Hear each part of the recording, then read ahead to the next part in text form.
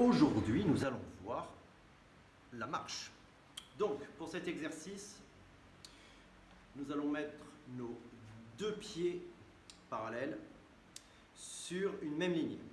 D'accord? Les orteils vont être alignés sur une même ligne. Ça sera comme repère cette ligne-là. Ensuite, nous allons mettre notre talon sur la ligne. Ça, c'est pour faire l'exercice. Ouais. Donc, ce qu'on veut, petit rappel, c'est que notre connexion soit idéale. Qu'est-ce qu'on entend par là? On veut une colonne vertébrale la plus étirée possible. Pour ce faire, on veut un sacrum planté dans le sol et on veut un occiput tiré dans le ciel. Mes omoplates sont tenues contre le grille costal.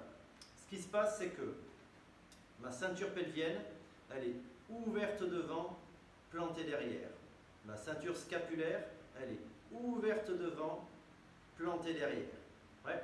On maintient ça. Les articulations des coudes sont relâches, ainsi que les articulations des genoux, complètement relâches. Ouais. Donc, ce qu'on va faire, c'est ça. Je mets donc les deux pieds sur la même ligne. Je vais poser mon talon sur cette même ligne. Et cette fois-ci, je vais utiliser une rotation de mon bassin. Ma masse est complètement sur mon pied arrière. D'accord?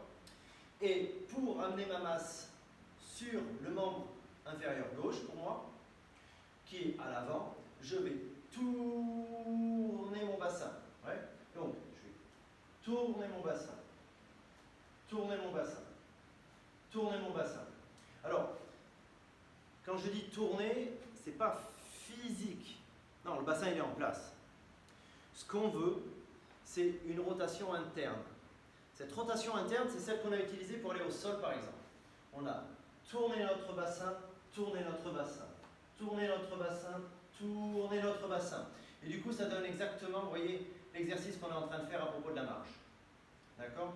Donc, alignement articulaire, relâchement musculaire, grosse concentration, grosse introspection. Ouais. Parce qu'au niveau de cette rotation du bassin, on peut s'apercevoir qu'elle est transmise à toutes les articulations. Elle est transmise à l'épaule, elle est transmise au coude, au poignet, aux genoux, chevilles, tête, partout. C'est-à-dire que quand je fais une rotation du bassin, mes genoux font une rotation, mes chevilles font une rotation, mes épaules font une rotation, mes coudes font une rotation, ma tête fait une rotation. D'accord? Donc, tout ce cadre-là, en mouvement, grâce à mon bassin. Touc, touc. Ouais. Je le remonte une dernière fois, pied parallèle, sur une même ligne. Je pose mon talon sur cette ligne, et là, j'opère une rotation du bassin. D'accord? Je peux la faire dans l'autre sens, une rotation du bassin. Une fois que je l'ai fait plein de fois dans ce sens-là, je peux, rotation du bassin, laisser aller mon tibia. Parce que comme mon genou est souple, j'ai juste le mouvement pendulaire du tibia à laisser opérer. Et mon talon vient se poser. Du coup, j'ai échangé les pieds. Et là, de nouveau, rotation du bassin. Rotation du bassin. Ouais. Ce qui fait que je peux complètement marcher juste avec mon bassin. Le reste est complètement relax. Je marche juste avec mon bassin.